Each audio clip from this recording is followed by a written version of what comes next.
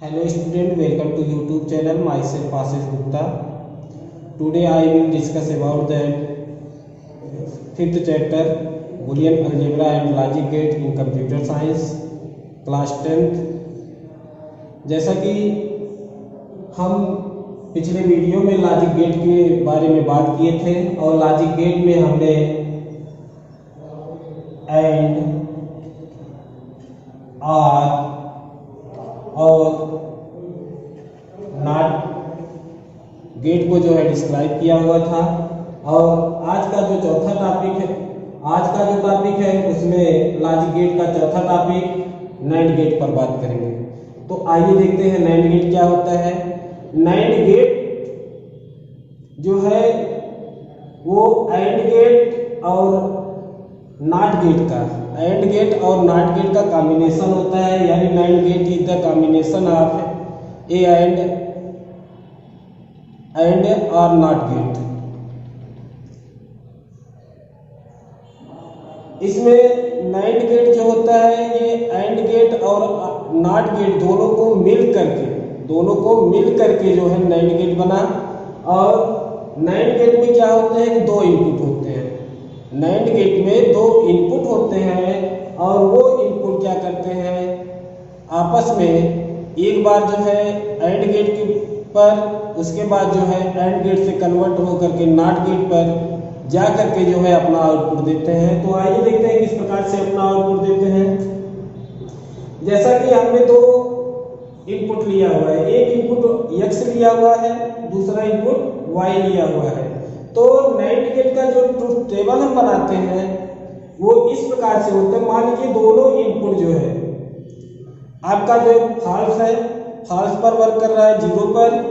तो जब 0 पर वर्क करेगा, आप जानते हो एंड गेट जो होता है वो x इंटू वाई होता है, x इंटू वाई होता है। तो कहने का मतलब 0 इंटू 0 इक्वल टू 0 होगा, 0 इंटू 0 इक्वल टू 0 होगा, लेकिन 0 का इनवर्स जो है 1 आएगा, क्योंकि नॉट गेट है आगे, तो 0 का इनवर्स 1 आएगा।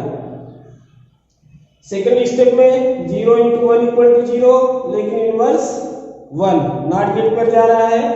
उसके बाद 1 इंटू 0 इक्वल टू 0, लेकिन नॉट गेट पे जाएगा तो 1, और 1 इंटू 1 इक्वल टू 1, लेकिन इसका इनवर्स जब होगा तो 0 हो जाएगा। तो इसी प्रकार से स्टूडेंट इसी प्रकार से जो है हम नाइट गेट का ट्रुथ टेबल बनाते हैं। उसके बाद नाइट गेट जो होता है सबसे पहले उसमें क्या होता है, अगर उसका डायग्राम बनाना हुआ तो डायग्राम बनाने के लिए सबसे पहले हम क्या करेंगे, एंड गेट को बनाएंगे। जैसे एंड गेट में हमने एक इनपुट x लिया, दूसरा इनपुट y लिया। उसके बाद एंड गेट में क्या होता है, मल्टीप्लिकेशन होता है। तो x, मान लीजिए कोई आउटपुट आपका c मिल रहा है, c equal to x into Y, ये तो एंड गेट हो गया। लेकिन जब आगे जाएंगे नॉट गेट पर जाएंगे तो क्या होगा, जो c आउटपुट मिला हुआ इसका जस्ट रिवर्स, यानी c डैश जो होगा ये आपका फाइनल आउटपुट मिलेगा। तो स्टूडेंट इसी प्रकार से नाइट गेट का डायग्राम जो है बनाया जाता है। इसके बाद नेक्स्ट गेट XOR गेट पर बात करते हैं। आइए देखते हैं XOR गेट क्या होता है। सो स्टूडेंट लॉजिक गेट में फिफ्थ गेट XOR गेट है, जिसे हम एक्सक्लूसिव OR गेट के नाम से जानते हैं। और इसमें क्या होता है, आपके जो एंड गेट, आर गेट और NOR gate, AND gate, OR gate और नार गेट, इन तीनों गेटों को मिला करके जो है XOR गेट बना। और इसमें जो इनपुट होता है, इनपुट जो है 2 या 2 से अधिक हो सकते हैं, लेकिन आउटपुट जो मिलेगा वो केवल एक ही होता है। तो जैसे मान लीजिए इसका अगर हमको 2 इनपुट लेकर के ट्रुथ टेबल बनाना हुआ तो दोनों इनपुट में, जैसे मान लीजिए पहला इनपुट 0, दूसरा इनपुट 0, हमने 2 इनपुट लिए और इनका आउटपुट जो होगा तीनों गेटों को मिला करके सबसे पहले एंड यानी x इंटू वाई, उसके बाद फिर r x प्लस वाई, उसके बाद फिर नॉट x का x डैश, y का y डैश। इन तीनों स्टेप को मिला करके जो आउटपुट मिलता है, अगर हमने दो इनपुट लिया हुआ है और दोनों जीरो है तो इनका आउटपुट जो होगा वो जीरो होगा। अगर हमने एक इनपुट पहला x में पहला इनपुट जीरो लिया हुआ है और दूसरा इनपुट 1 लिया हुआ है तो इनका जो ट्रूथ टेबल होगा वो आउटपुट जो है 1 आएगा। उसके बाद थर्ड स्टेप में मान लीजिए x इनपुट 1 और y इनपुट 0 है तो इनका आउटपुट जो है 1, और फोर्थ स्टेप में x इनपुट जो है 1, y इनपुट 1, तो इनका आउटपुट जो है 0 आएगा। तो इस हिसाब से, तो इसी प्रकार एंड गेट, आर गेट और नार गेट तीनों गेटों के कॉम्बिनेशन से जो है आपका एक्स आर गेट बनता है। और एक्स आर गेट का डायग्राम जो होता है स्टूडेंट इस प्रकार से है। इसमें दो इनपुट होगा, उसके बाद दोनों इनपुट जो है कंबाइन हो करके जो है X AND gate, OR gate और नार गेट को जोड़ते हुए जो है अपना आउटपुट देते हैं। इसके बाद लॉजिक गेट का 6th गेट यानी लास्ट गेट जो है एक्स नार गेट है। तो आइए देखते हैं कि एक्स नार गेट क्या होता है। लॉजिक गेट का 6th गेट जो है एक्स नार गेट है। इसे हम एक्सक्लूसिव नार गेट के नाम से भी जानते हैं। और इसमें क्या होता है कि जो एक्स नार गेट होता है वो क्या होता है कि आर गेट का कॉम्प्लीमेंट होता है, और जिसमें अगर कोई दोनों इनपुट जो है अगर 0 दिया गया है, दोनों इनपुट अगर 0 है तो आउटपुट जो होगा उसका रिवर्स यानी 1 आता है। यानी दोनों इनपुट अगर फॉल्स है तो आउटपुट जो है 2 आएगा। अगर दोनों इनपुट 1 है तो उनका आउटपुट जो है उसका रिवर्स यानी 0 आएगा। यानी दोनों इनपुट अगर हम ट्रू देते हैं तो उनका आउटपुट जो होता है वो फॉल्स आता है। तो ट्रूथ टेबल जो है एक्स नार गेट का इस प्रकार से है, जैसे हमने एक इनपुट x लिया, दूसरा इनपुट y लिया, और x में भी हमने क्या किया कि जो वैल्यू है फर्स्ट स्टेप की जो वैल्यू है इनपुट x में 0, इनपुट y में 0, लेकिन इनका जो आउटपुट आ रहा है वो 1 आता है। सेकंड स्टेप में इनपुट 0, उसके बाद इनपुट 1, जो आउटपुट होगा 0 होगा। थर्ड स्टेप में फर्स्ट इनपुट जो है 1 और सेकंड इनपुट जो है 0, तो इनका आउटपुट जो होगा वो 0 आएगा। और फोर्थ स्टेप में अगर दोनों इनपुट जो है हमने 1 लिया हुआ है, आप देख रहे हैं कि दोनों इनपुट 1 लेने पर इनका आउटपुट जो है 0 आ रहा है।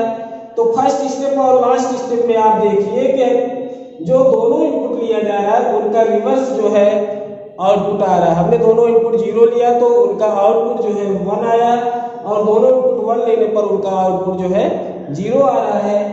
और एक्स नार गेट का डायग्राम जो है इस प्रकार से होता है स्टूडेंट, जिसमें दो इनपुट जो है एक्स एंड वाई लिया, हमने दो इनपुट एक्स एंड वाई लिया, और दोनों इनपुट जो है